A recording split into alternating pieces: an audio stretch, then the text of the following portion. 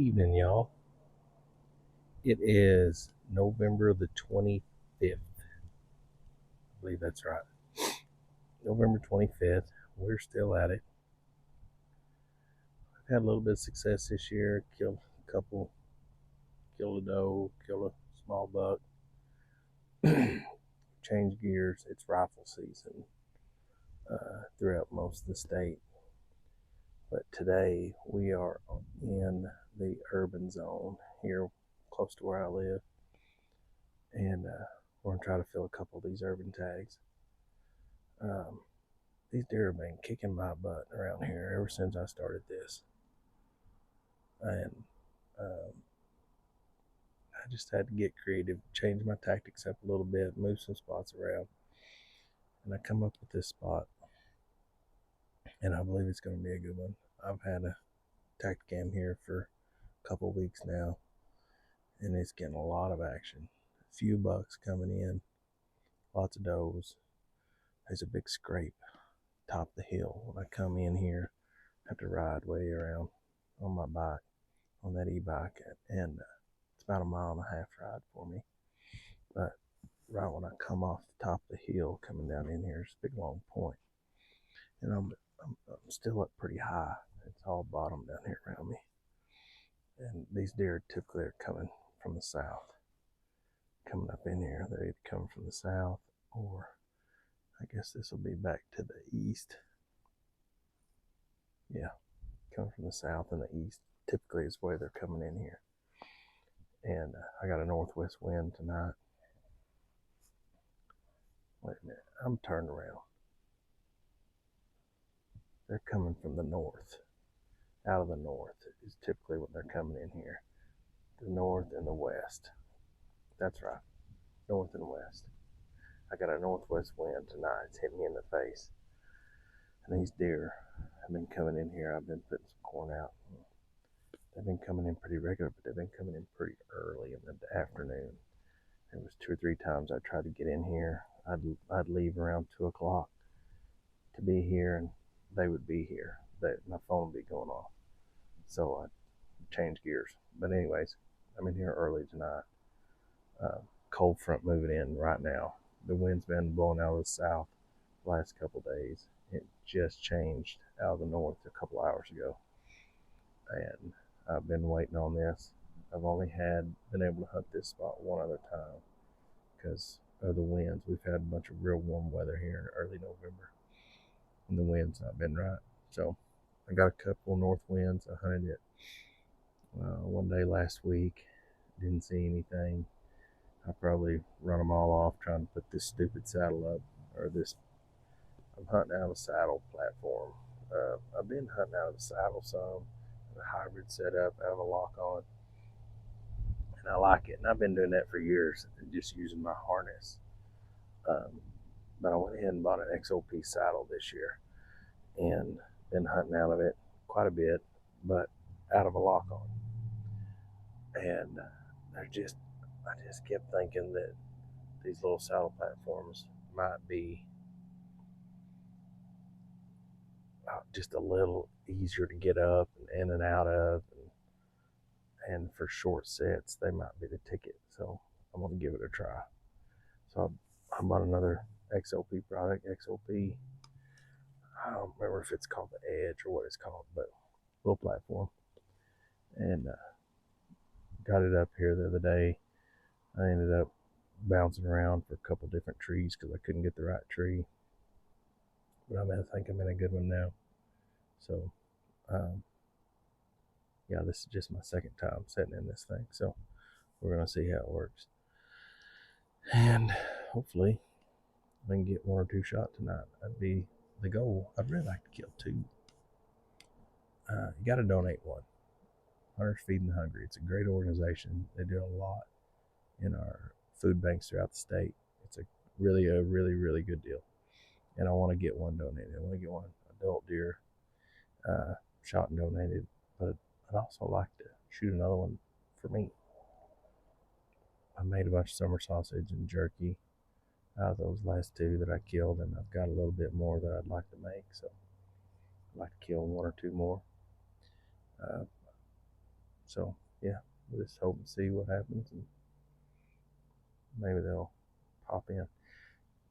Bait site's about 25 yards. And these deer, like I said, there's quite a bit of cover between me and them as they come in. And it just opens up a little bit right here. I'm really excited about hunting this spot next year. There's a bunch of oaks in here, a bunch of white oaks and red oaks, but several white oak trees, and I think this would be a really good spot early on next year. Like I said, these deer have been whooping me in here, and I think I know where they're at now. I'm a lot closer to their bedding area than I've been in the past, so I'll put my release on, eat a little jerky, and see if we can get one coming in. Been a button buck coming in early, and we won't shoot him, but basically any adult deer, spikes, 4 points, does. Like I say, this whole urban hunt deal is for population control. They want you to shoot them. I'm on the fence on some of these deer, but I'm not going to be real picky. If I can get one come in range and give me a good opportunity, we're going to give him a whirl. So y'all stay tuned.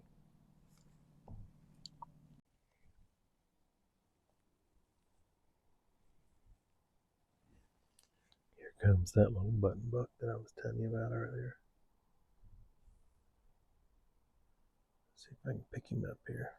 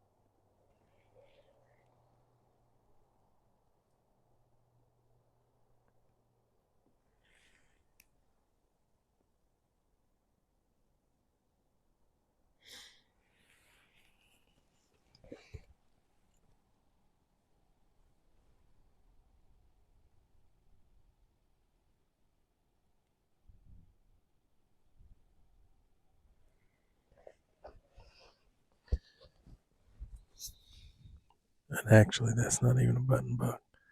That's just a little yearling doe. Maybe Big Mama will come in. Oh yeah, here comes another one.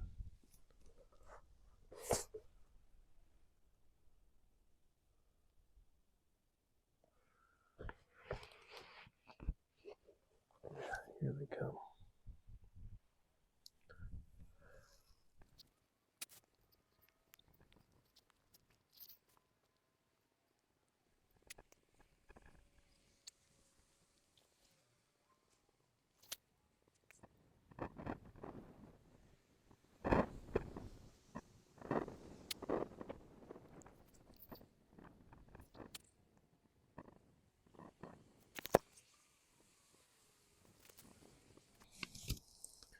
Got a little buck coming up through here too. A little 6-point.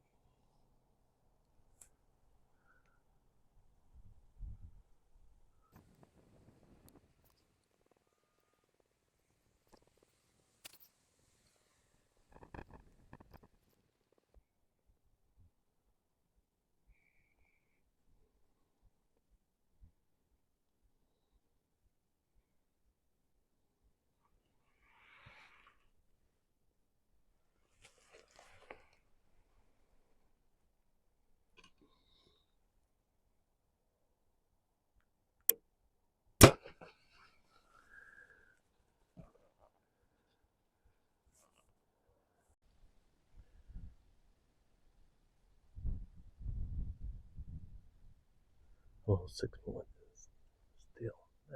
They didn't book her. They didn't spook very bad. He's still over there about 45 yards. I thought he might come on in, but he didn't. He's leaving out. He'll get downwind of me here in just a minute. I'll sit here a little longer in case there's usually a couple of groups of deer in case one of them other deer comes in. But I'll look back and watch that clip, and I think I've made a really good hit. We'll know more about it in a little bit, but it looked really good.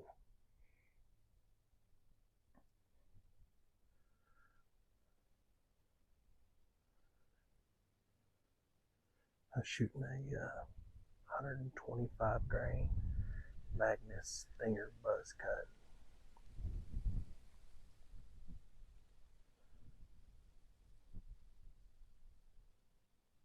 And it is getting cold. It's getting dark. I turn this light on, you can't see nothing. So I'm gonna sneak down here and see if I can't find my arrow and see if there's any blood. I'll turn the camera around here in a minute and show you if I see anything.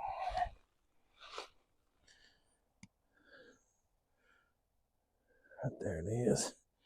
Got good blood on it. Blood right here immediately. I'm gonna say she didn't go far. Let's track her.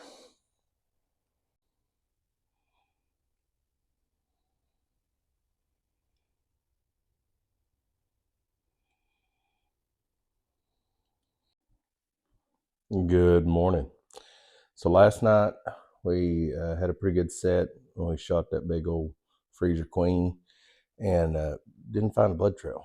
Made a good shot, looks like on the video, but couldn't find a blood trail. Now I may just overlooked it, but camera going off all night, had 4 or 5 bucks in there last night. So gonna go back in there this morning and set a while. Might accidentally connect with one of them bucks, but if not, we'll set until it's time to get out, and then we'll go see if we can't find this old gal. But got about a 1.5 mile ride on the Rambo bike to get over there, so we'll see you guys in the tree.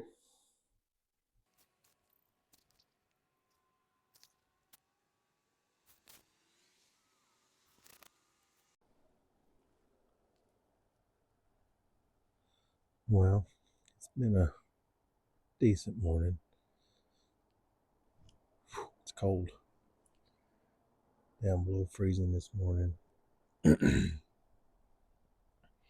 Early right off the bat, I had a yearling behind me come in straight downwind all over my ground scent. Never buggered, never spooked. And then I sat here for another hour and a half or 2 hours, and just now I had 2 yearlings and a doe come in. The doe never came all the way in. I got to sniffling, and I think she heard me. They eased up that hill right there. They may get downwind of me here in a minute, but we're gonna get down. I got a buddy coming to help. I'm gonna get down and see if I can't pick this track up. I really think she's just laying over that hill right there. I might even just walk over there and look and see if she's laying there before I get too deep into this. But I'm gonna start packing this stuff up, get down, and go take a look, see if we can't find her. Well, I did not walk up on her, so I'm not sure what happened. I'll circle back up here and try to find some blood.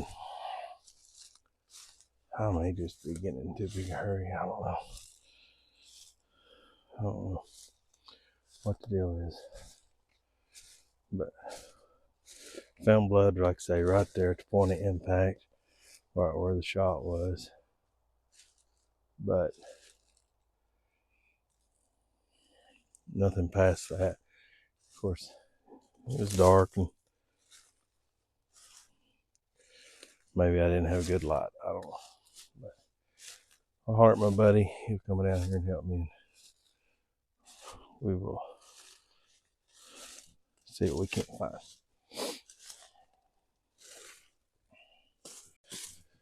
Well, a little help from some reinforcements, we found her. She, on a straight line, ran 225 yards, and there was zero blood that we were able to find between where she bedded and where I shot her. My buddy Rusty found where she bedded. There's a little bit of blood, not much, a little bit of blood laying there in the bed. And then he turned and looked, and she'd gone another 15 or 20 yards. Right behind the shoulder, just a little bit high, and exited right behind the rib cage on the offside. No blood. 2-blade, fixed blade broadhead. I've made that exact same shot already this year with some 2-inch expandables, and they don't get out of sight. But y'all shoot what you want. I'm going to show you the deer here in just a minute. I won't be shooting those no more. But I do that on purpose. I test that stuff just to see. I've done it before. That one, that's a straw. Broke a camel's back on me. Those type of broadheads do not provide good blood trails. Don't matter what brand, those type. They do not typically provide great blood trails. Just what it is. I'll show you all the deer in just a second. All right, we finally got down here to this thing. I got my bloodhound with me, Mr. Rusty Wallace. Say hi, Rusty. If it wasn't for him, I wouldn't have found this stupid thing. So I did a straight line distance from where the deer's at to my stand up there, or the where she was standing, 225 yards. And he's my witness. To the best of our knowledge, there was no blood between here and 20 yards over there. Is that where she first bedded? And then for whatever reason, she got up and walked over here, and there's no blood between here and there. No, none. So we're going to look at the shot, and I'm going to show you guys why 2-bladed fixed blade broadheads are stupid. All right, that's the entrance hole. She was quartering to me. You know, that don't look terrible to most people. And then we'll flip her over here. That's the exit hole right back in the edge of the guts. About what I expected. But what's the piece that me and Rusty were looking at earlier that makes more difference to me than anything is that when you look this deer over, there's no blood. There's no blood running down her side. There's very little, you know. And gosh dang it, I just like to be able to find my deer. Rusty does too. Yeah. Rusty kind of believes like I do. Shoot big broadheads. Make big. So with that being said, you can bet that Rusty and I will be shooting giant expandable broadheads that help field dress the deer as you shoot them. That's right. That's right. Big holes, lots of blood, make them easy to find. Yeah, penetration, great, whatever. I'm not having trouble with penetration. I shoot 65 pounds and a 450 grain arrow. That's what I shoot. I shoot 62 and 450 grains as well. I've shot 3 deer this year, 3 different types of broadheads. 2 of them are 2-inch expandables, and they all bury up in the dirt on the other side. So why wouldn't I want to shoot something that makes the biggest hole possible? In archery, we always talk about forgiveness, right? This bow is more forgiving because it has a long brace height, or this bow is more forgiving because it has a longer axle to axle, or whatever the case might be, right? Well, in bow hunting, forgiveness is the size of the hole you put in the deer.